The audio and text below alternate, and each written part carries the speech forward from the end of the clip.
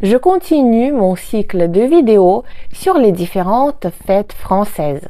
Et aujourd'hui, nous allons parler d'une fête spéciale, vraiment très importante en France et en même temps, elle n'est pas vue de la même façon en France qu'ailleurs. C'est la fête des femmes. Et le véritable nom de cette fête, c'est la Journée internationale des droits des femmes.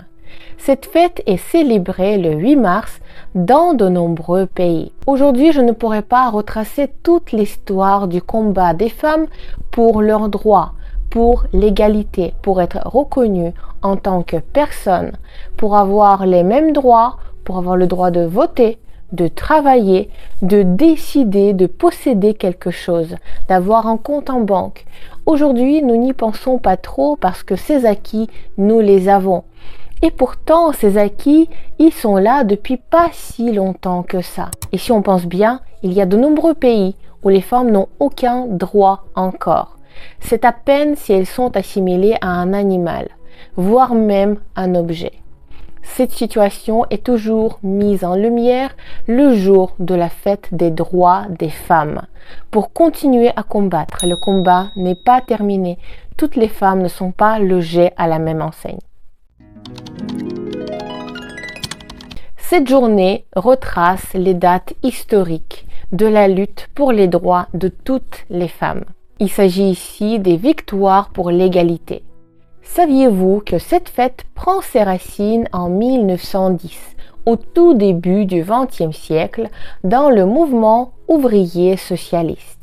En 1910, lors de la conférence internationale des femmes socialistes à Copenhague, Clara Zetkin a revendiqué la création d'une journée internationale pour les droits des femmes. C'est l'ONU qui officialise le 8 mars comme journée internationale des droits des femmes. Une autre date historique, c'est 1944. Lorsque les femmes françaises ont obtenu le droit de vote par la signature de Général de Gaulle. Pour la toute première fois, les femmes françaises ont voté aux élections municipales de 1945. Une autre date historique, c'est l'année 1965. Cette année-là, les femmes ont obtenu le droit de travailler sans l'autorisation de leur mari. En effet, jusqu'à 1965, les femmes françaises n'avaient pas le droit d'exercer un métier, de travailler, d'ouvrir un compte en banque sans l'autorisation de leur mari.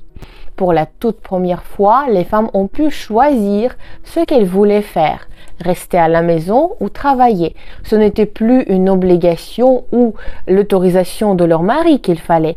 Elles pouvaient décider elles-mêmes. Imaginez-vous, ce n'était pas il y a si longtemps. Et combien de pays encore où c'est encore comme ça, où la femme ne peut pas prendre la décision par elle-même? Eh bien, les femmes ont acquis cette autonomie depuis 1965 en France. Une autre avancée majeure a eu lieu en 1975. C'est une loi portée par Simone Veil. Le droit à l'IVG. Qu'est-ce que c'est l'IVG? C'est l'interruption volontaire de grossesse.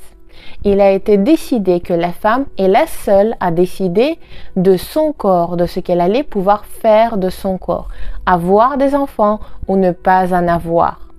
Je sais très bien que c'est un sujet controversé. On a tous des opinions différentes là-dessus. Nous avons également nos sentiments religieux qui rentrent en compte. Quelle est la situation dans d'autres pays? En France, c'est considéré comme une avancée majeure. La femme peut non seulement disposer de son temps, mais aussi de son corps. Et ça, c'est très important pour toutes les femmes françaises. En 1980, les femmes ont fait de nouveaux progrès. Pour la première fois, le viol a été reconnu comme un crime et non comme un délit. Et pour la première fois, les peines deviennent vraiment lourdes pour le viol.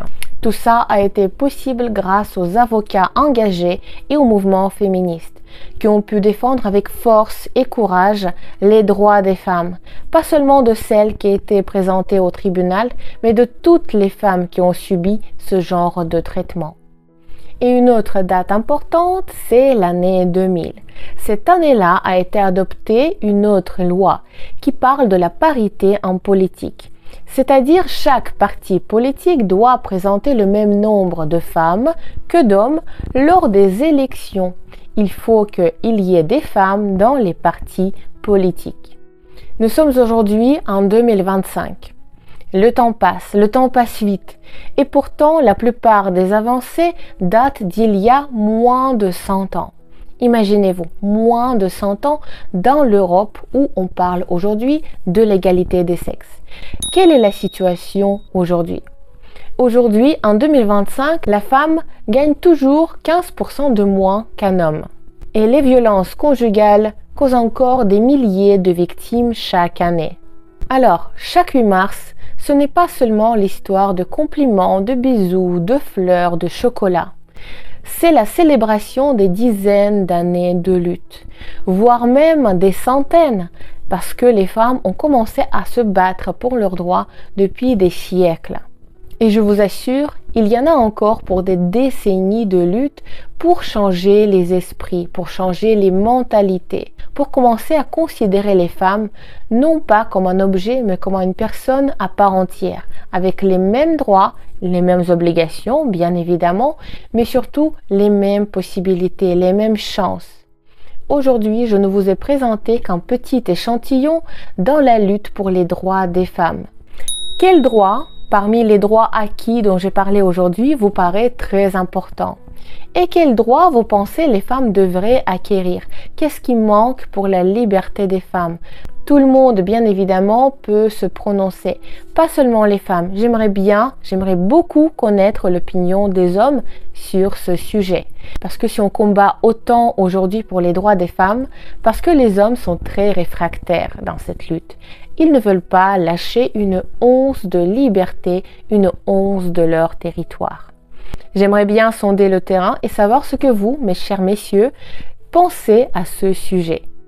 Encore une fois, je vous souhaite une très belle fête à vous, mesdames. Et je vous souhaite d'apprendre le français sans stress et avec plaisir pour obtenir des résultats remarquables. Parce que vous êtes remarquables.